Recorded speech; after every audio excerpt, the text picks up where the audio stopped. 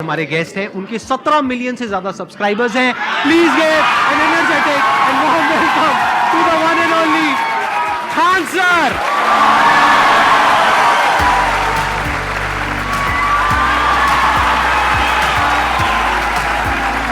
क्या हाल चाल जी, कैसे हैं आप?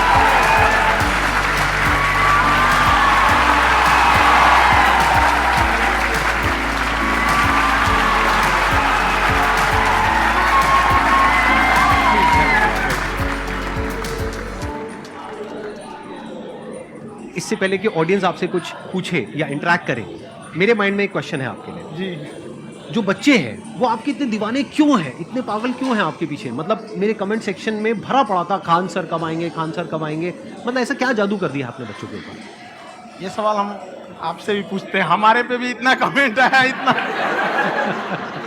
मेरे तो ऑफिस में लोग चले आए कि सर कब जा रहे हैं। अच्छा। क्योंकि हम लोग का तो एग्जैक्ट है वही पढ़ाना है। हाँ तो देखिए, हम लोग का मेन है कि बच्चों को जो ज़रूरत रहती है कि अगर लड़का पढ़ने आया है ना, उसके मन में कोई डाउट ना रह जाए। हम उसको कहते हैं कि हम तुम्हें पढ़ा रहे हैं, दम है तो भूल के दिखाओ, याद करके नहीं।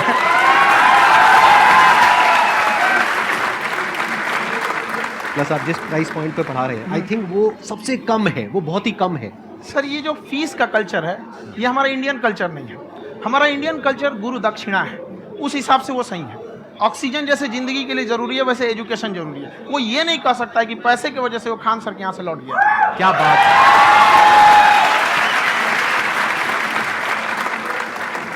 मैंने देखा कि आपका ये जो चैनल है कि ये पिछले 3 साल के अंदर अंदर ही ग्रो किया है। हमको जब चैनल शुरू हुआ तो एक दिन में हम 4-5 वीडियो बनाए। एक हमको कुछ आता, आज भी नहीं आता इतना, तो हम देख के कैमरा वैमरा तो हम कंफ्यूज हो गए, बाप रे। तो हम एक ही दिन में वीडियो शूट किया, पढ़ाने वाला टॉपिक था हमको। उसके बाद कभी वीडियो नहीं, 6-7 वीडियो एक ही बार शूट कर लिए। और एक जो थे जिनका कैमरा वगैरह था, मेरे पास कैमरे भी नहीं थे उस टाइम, और कैमरा 35,000 का था। तो 6 महीना इसी में लग गया, जो 35,000 इसी में फंस जाएगा। तो उनके कैमरे से शूट किए, उन्होंने कोई चार्ज लिया। उसके बाद हम छोड़ ही दिए। लॉकडाउन लगा, तब हम कहें आप कैसे पढ़ाएंगे। वो तो 1 दिन 2 दिन करते करते अचानक लंबा हो गया। तब हमको याद आया कि ओहो, मेरा एक चैनल भी है वहाँ पे। तो उस समय उस पर लगभग 30,000 सब्सक्राइबर हो चुके थे। तो जैसे लॉकडाउन लगा तो उस पर पढ़ाना चालू किया। और पता नहीं क्या लोगों को पढ़ाई में इतना इंटरेस्ट आ गया कि आपका स्टाइल ऐसा है थोड़ा सा, आप आई थिंक पढ़ाई के साथ साथ में जो बीच बीच में आप थोड़ा बहुत छोड़ते रहते हैं ना, मतलब जो एंटरटेनमेंट चलता रहता है। ये बात हम देखिए, जब हम गुलाम थे ना, तो अंग्रेजों ने एक चाल चला था कि भारत को हम फिजिकली गुलाम रखेंगे 100-200 साल, मेंटली 1000 साल कर देंगे। उन्होंने पढ़ाई का मॉडल चेंज कर दिया। उन्होंने ऐसा डिजाइन किया कि टीचर की रिस्पॉन्सिबिलिटी है वो पढ़ा के चला जाए। टीचर की रिस्पॉन्सिबिलिटी यहाँ खत्म नहीं हो जाती। पढ़ाना तो कोई भी पढ़ा सकता है, टीचर की इससे बड़ी रिस्पॉन्सिबिलिटी होती है उसे समझाना। वो समझा कि नहीं समझा। अगर लड़का आपके समझाने के बाद डाउट रह गया तो ये आपकी गलती है। लड़का हमसे पूछता है, सर इतनी भीड़ है आपके पास, तो कहे सर डाउट कैसे पूछेंगे? हम कह रहे यार, तुम्हारा डाउट बचेगा तब ना पूछेगा तुम डाउट यहाँ पे।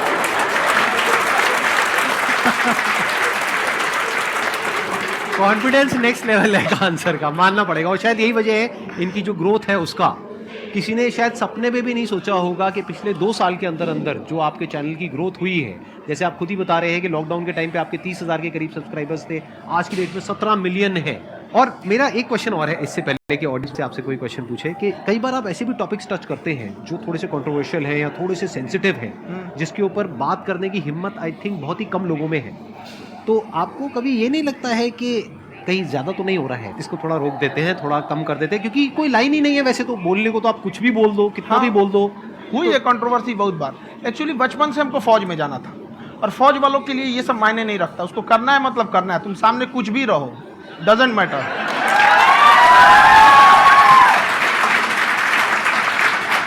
और मैंने YouTube पे देखा कुछ वीडियोस में कि आपका जो इंस्टीट्यूट है वहां पर आज से कुछ साल पहले कुछ बम गिरे थे। कुछ गिरे थे, कुछ तो बहुत सॉलिड जगह गिरा था, फटा नहीं वो। मतलब आपके आसपास? हाँ, बम को भी पता है कि टीचर की इज्जत किया जाता है। क्या बात है, क्या बात है। मैं समझ पा रहा हूँ कि ये आपके अंदर जो एटीट्यूड है ये कहाँ से आ रहा है, क्योंकि आप बचपन से ही फौज में जाना चाहते थे। तो आप जंग के मैदान में ही खड़े हैं एक तरीके से, बस फर्क ये है कि आपके हाथ में कलम है, हथियार ना हो करके। हथियार से एक आदमी की जान जा सकती है, हाँ। कलम से बहुत ताकत होता है। शिक्षा एक ऐसा हथियार है ना, हर कुरीतियों से लड़ सकता है, हर तरह की समस्याओं से, और ये एक ऐसा हथियार है, मेटल डिटेक्टर में भी नहीं पकड़ाता है।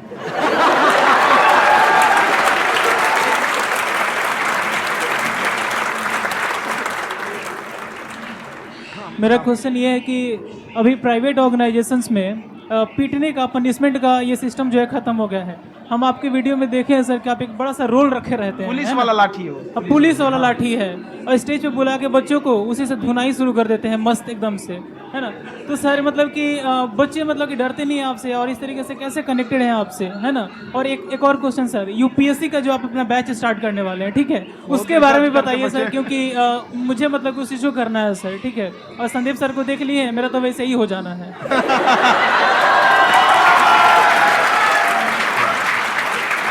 क्या हो जाना है? मेरा पूरा कंप्लीट करो। I'll be an IAS officer next year because I have seen you, sir.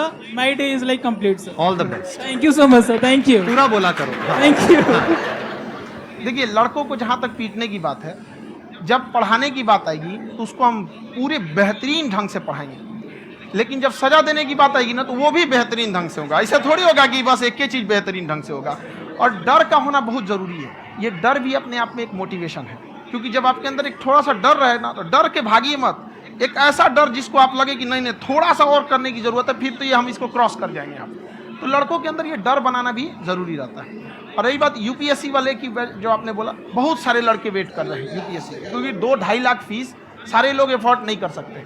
और हमारा वही रहता है, हम तो ज़्यादातर हमारे स्टूडेंट देखेंगे तो किसी के रिक्शा वाला, सब्जी वाला, यही लोग, इनको तो 2.5 लाख रुपये, इनके पास पूरी संपत्ति नहीं होती है, फीस कहाँ से भरेंगे वहाँ पे, उसके बाद रहेंगे कहाँ से? तो ऑल ओवर इंडिया से, कश्मीर से कन्याकुमारी तक, गरीब से गरीब भी लड़का उसको पढ़ सकता है। यही कुछ 1000 रुपये मंथली, 12-14 हज़ार साल का पड़ेगा, खत्म हो जाएगा इतना में।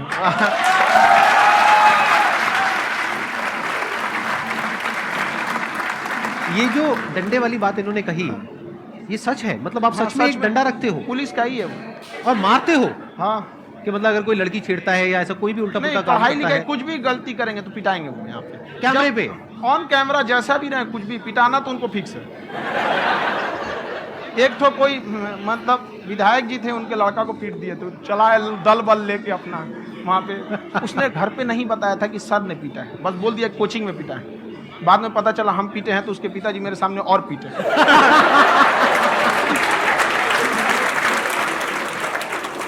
सर आपका सबसे बड़ा डर क्या है, आप दोनों का? फौजी को डरे नहीं लगता है, बाकी अब सर से पूछिए। आज के सेशन से पहले कोई डर नहीं था, लेकिन अब मुझे इनकी डंडे वाली कहानियां सुन करके डर लग रहा है कि कहीं मैंने गलती से कुछ बोल दिया अरे ऐसा और नहीं। इन्होंने कहीं पीछे कुछ रखा हुआ है, और यही आ करके अगर इन्होंने मेरी पिटाई कर दी तो बहुत बुरा हो जाएगा। तो इसलिए हमको थोड़ा डर लग रहा है।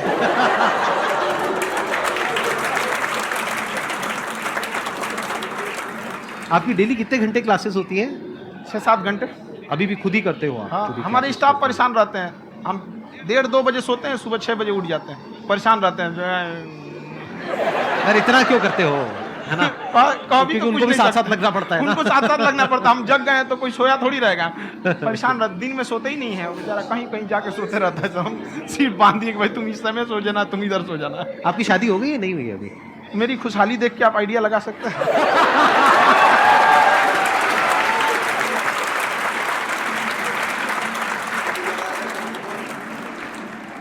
First of all I would like to say sir thank you so much to you and to your team कि आपने मुझे यहाँ आने का मौका दिया। एंड सर अब तक मैंने आपको सिर्फ फ़ोन या लैपटॉप में ही देखा है दोनों को, आज फर्स्ट टाइम लाइव देख रही हूँ तो बहुत अच्छा लग रहा है। तो मेरा क्वेश्चन ये है सर आपसे, जब हम लाइफ में कोई डिसीज़न लेते हैं कि हमें ये पर्टिकुलर चीज़ करनी है, और क्योंकि हम डिसीज़न लेते हैं तो हमारी आदत है कि पहले हम 4 लोगों से पूछते हैं कि तू बता तेरी क्या राय है, तू बता तेरी क्या राय है। तो उनमें से अगर कोई हमें कह देता है कि ये बेकार डिसीज़न है मत कर, तो हमारा माइंड कहीं ना कहीं डाइवर्ट होने लगता है और उसकी वजह से हम अपना डिसीज़न चेंज कर देते हैं। तो मेरा क्वेश्चन ये है कि कैसे हम अपने डिसीज़न पे स्टिक रहे, कैसे हम जो दूसरे के ओपिनियन है उनको अफेक्ट ना होने दें अपने ऊपर। दूसरे से सलाह लेने से पहले एक बार खुद उस पर रिसर्च कर लेना चाहिए। ताकि आप सामने वाला क्या सलाह दे रहा है आपको समझ में आना चाहिए। यहाँ पर ऐसा नहीं है कि कई बार ऐसे होते हैं कि दूसरे वाले को एक्सपीरियंस होता है, तो अगर आपको पहले से आइडिया है, उसके बारे में आप बेहतरीन ढंग से रिसर्च किए हैं कि क्या इसमें प्लस पॉइंट है, क्या निगेटिव है, उसके बाद आप किसी से सलाह लेने जाइए। ये नहीं कि मन में ऐसी बताओ गड़बड़ा जाएगा तुम्हारा। पहले आपको R&D करना पड़ता है, समझ में आया कि नहीं। और ज़िंदगी हो या गाड़ी, जीतेगा वही जो टाइम पे गियर चेंज कर रहा है। तो डिसीजन चेंज करना बहुत ज़्यादा गलत नहीं है। इन्होंने बहुत अच्छी बात कही है और मैं इसी बात में थोड़ा सा और ऐड ऑन करूंगा कि ये जो आपने कहा ना कि अपने डिसीजन पे स्टिक कैसे रहें, ये कोई अच्छी क्वालिटी नहीं है, क्योंकि टाइम टू टाइम आपको अपने डिसीजंस को चेंज करना होता है। जैसे आपने 4 लोगों से डिस्कस किया, कोई इंसान कुछ पॉजिटिव बोल रहा है, कोई नेगेटिव बोल रहा है, उससे फ़र्क नहीं पड़ना चाहिए। डिपेंड ये करता है कि वो जो बोल रहा है उसका बेसिस क्या है।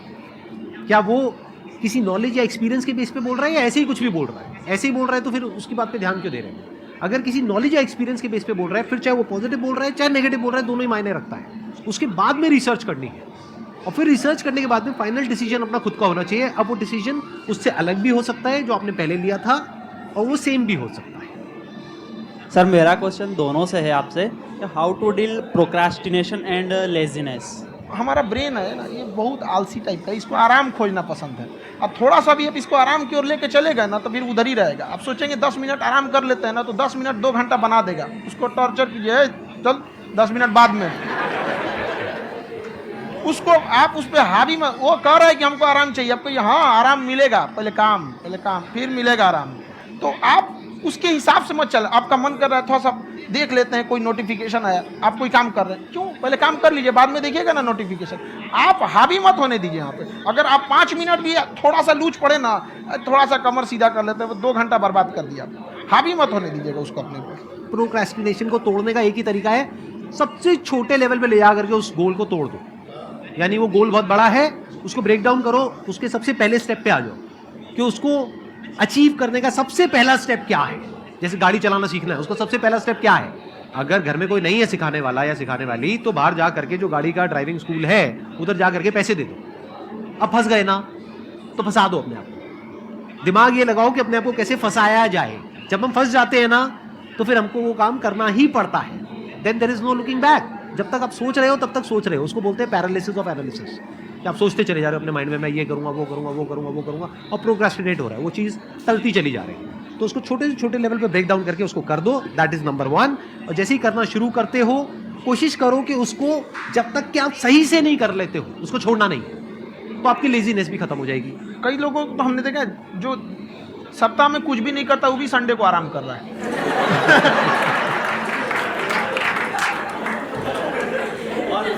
वैसे कहा भी जाता है कि अगर कोई काम आपको करवाना है ना, तो ऐसे किसी इंसान को दो जो बिजी है, ऐसे आदमी को मत दो जो खाली है। ये परफेक्ट एकदम। किसी को भी आप देखिएगा जिसको आप कहते हैं कि मतलब थोड़ा ठीक ठाक आप समझते हैं कि नहीं ये बहुत आगे निकल, वो एक काम को खत्म करने के बाद कभी आराम नहीं करेगा। एक काम खत्म हुआ उसको लगेगा हाँ एक खत्म हो गया, अब दूसरा करना चाहिए। और वही जिसको देखिएगा एक खत्म हो गया, अरे आराम करना चाहिए, कभी नहीं, लाइफ में आखिरी सांस तक। सर यहाँ पे सब हिंदी में पूछते हैं, इंग्लिश में पूछते हैं, मैं भोजपुरी में पूछूं? जौन भाषा ठीक लगे तोने में पूछ दो। हाँ सर।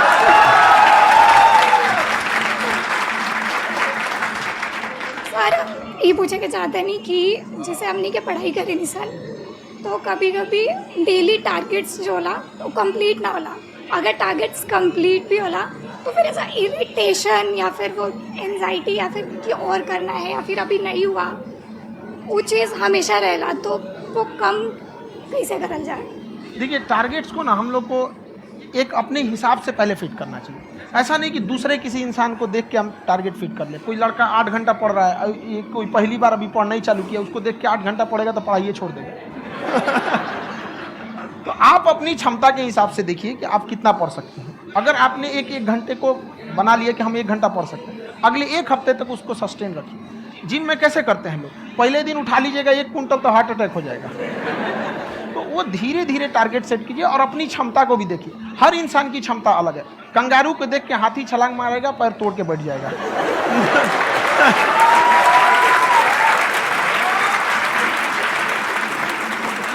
अब संदीप सर का मोटिवेशन देख के इसका मतलब क्या कि ट्रेन के आगे खड़ा हो जाएंगे, ढकेल देंगे तुमको। हालांकि ऐसा कर देते हैं, लेकिन ऐसा करिएगा लोग नहीं, क्षमता पता होना चाहिए। आपके अंदर एंजाइटी हो रही है कि मैंने कर तो लिया है, आप ये नहीं कह रहे कि मैंने कुछ भी नहीं किया है फिर मेरे को एंजाइटी हो रही है, आप ये कह रहे हो मैंने काफ़ी कुछ कर लिया है फिर भी एंजाइटी हो रही है कि कहीं कुछ छूट तो नहीं गया है।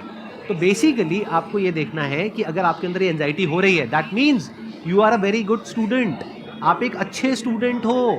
क्यों? क्योंकि बहुत सारे स्टूडेंट्स तो ऐसे हैं उनको पढ़ने के नाम से एंजाइटी होती है। तो आपको एंजाइटी हो रही है कि मैंने पढ़ लिया, दिन में मानो 8 घंटे का आपने टारगेट सेट किया और 6 घंटे पढ़ लिया, या मान लो 8 घंटे भी पढ़ लिया, फिर भी एंजाइटी हो रही है कि मैंने 10 घंटे नहीं पढ़ा। तो ये तो अच्छी क्वालिटी है ना, ये तो एक ब्रिलियंट स्टूडेंट की क्वालिटी है, क्योंकि एंजाइटी उसी को होती है जो केयर करता है, जिसको परवाह है, उसी की तो एंजाइटी होती है। जैसे माँ को अपने बच्चे की, जैसे एक माँ को अपने बच्चे को लेकर के एंजाइटी होती है। हंस लो मजाक उड़ा लो मेरा। कोई बात नहीं, एडिट कर देंगे इसको हम। हाँ।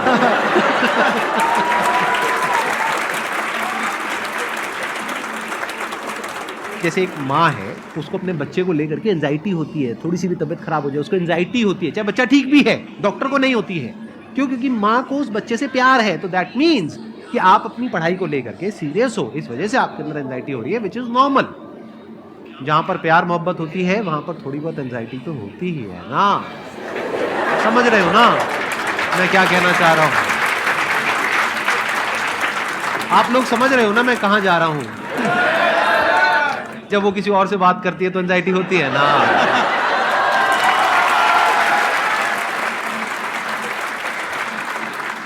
सर, आपकी स्टोरी हमने सुनी थी, तो एक टाइम आया था जब आप गंगा किनारे जाके बैठ गए थे, उस समय आपको कुछ समझ नहीं आ रहा था, तो उस समय मतलब आपने ये डिसीजन कैसे लिया कि अब आगे नहीं, यहाँ से वापस जाना है? रास्ता ही नहीं था। घर जाने के लिए एटलीस्ट 90 रुपये चाहिए थे, जेब में 40 रुपये थे, कैसे घर जाते हैं? और हम गंगा के किनारे चुपचाप बैठे बैठे हम कहें कि बहुत टेंशन हो गया, अब घर जाना चाहिए। रूम पे तो किराए के रूम पे ही आदमी सारे लोग रहते, गए वहाँ पे तो रूम लॉक हो गया था। तो खटखटाए तो ऊपर से गुस्सा से बोले जो ऑनर थे, क्या टाइम हो गया है? तो 9-10 बज रहा होगा। घड़ी देखिए तो 2 बज रहा, रात का 2-2:30 बज गया था। टेंशन में आप तो होता है, कई बार ऐसा समय आएगा कि लगेगा जैसे अब कुछ नहीं हो सकता है, तो इससे घबराना नहीं है। कभी कभी गुच्छे की आखिरी चाबी भी ताला खोल देती है। जो बातें आपने बताई कि घर में प्रॉब्लम्स ये तो बहुत लोगों ने फेस करी वहाँ पर, आप अकेले नहीं है, बहुत लोगों ने ये प्रॉब्लम्स फेस करी, बहुत तरह की प्रॉब्लम्स देखी, बहुत तरह की स्ट्रगल्स देखी, लेकिन वो सब इतने कामयाब नहीं हो पाए जितने कि आप हुए। तो आपके अंदर ऐसा कुछ ना कुछ है जो औरों के अंदर नहीं है, तो वो मैं जानना चाह रहा हूँ कि वो ऐसा क्या था जहाँ से कि आपका दिमाग यहाँ तक सोच पा रहा है कि मैं पूरे इंडिया में इतने बड़े लेवल का चेंज लेकर के आ सकता हूँ, एजुकेशन फील्ड में रेवोल्यूशन लेकर के आ सकता हूँ। ये सोचना ही बहुत लोगों के बस का नहीं है। मेरी एक खुद की थिंकिंग, अगर हमको कोई 100 रुपये किसी काम के लिए दिया, हम सबसे यही कहते हैं, तो हम कोशिश करते हैं उसे 200 का रिटर्न दें। अगर कोई हमसे 200 रुपया फीस दे रहा है, 250 दे रहा है, तो हम उसको ये कोशिश करते हैं कि तुम्हें ऐसा लगे कि नहीं भैया हमने 10-20 हज़ार का पढ़ लिया यहाँ, वो ईमानदारी से कभी कमी नहीं। और हमेशा अगर हम प्रॉमिस एक्स का करते हैं तो डिलीवर 4x करना चाहते हैं। ध्यान से सुनना और ध्यान से समझना इस फर्क को, अगर आप समझ पाए तो बहुत आगे जाओगे लाइफ में। एक वो होते हैं जो ये सोचते हैं कि हमें सब कुछ मिल जाए, हमें कुछ भी करना ना पड़े। दूसरी कैटेगरी होती है लोगों की जिनको जितना मिलता है उसमें भी चोरी चकारी करते हैं या कोशिश करते हैं कि उससे कम दे सामने वाले को जितना कि हमें मिल रहा है। तीसरी कैटेगरी होती है लोगों की जो इनके जैसे लोग होते हैं, वो क्या करते हैं, वो ये सोचते हैं कि अगर मैंने किसी से 1 रुपये भी लिया, देखा जाए तो 200-250 रुपये कुछ भी नहीं होता है, 200-250 रुपये अगर मैंने लिया तो कैसे उसको 400 रुपये की वैल्यू दूं। ये जो थिंकिंग है ना, यही एक फ़र्क होता है एक ऐसे इंसान में जो बहुत आगे निकल जाता है और उस इंसान में जो मीडियोकर रह जाता है। आप अपने आप के ऊपर समय दीजिए, उसको डेवलप कीजिए। जब आप अपने आप के ऊपर खर्च करते हैं तो आने वाले समय में लोग गूगल पे आपको सर्च करते हैं। क्या बात है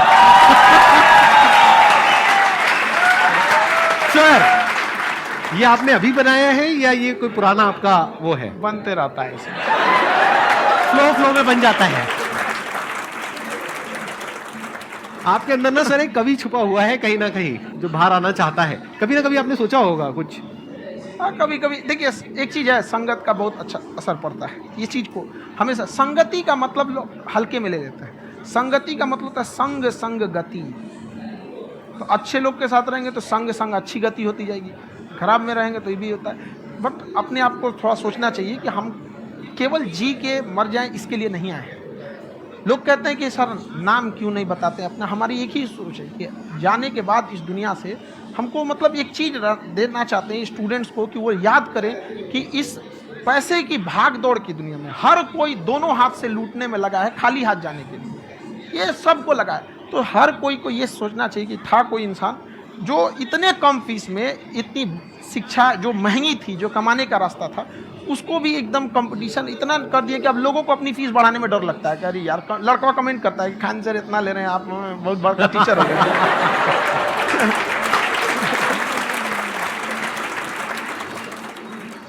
खान सर की एक क्लिप है, ये समय और समझदारी में बहुत फ़र्क होता है।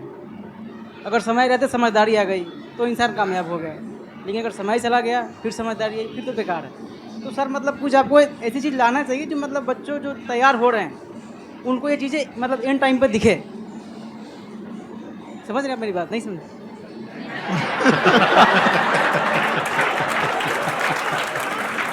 यही होता है सर का मोटिवेशन ज़्यादा हो जाता है।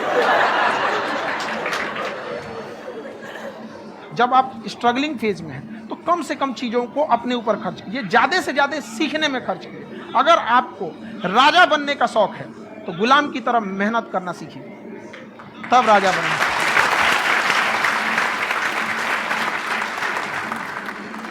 ये दुख, ये दर्द, ये सब तेरे अंदर है।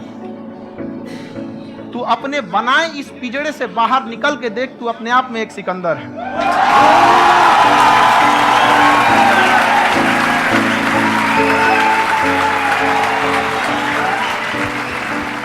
Thank you so much sir for coming. बहुत मजा आया मेरे को आपके साथ में इंटरेक्ट करके। आई एम श्योर आप लोगों को भी बहुत मजा आया होगा।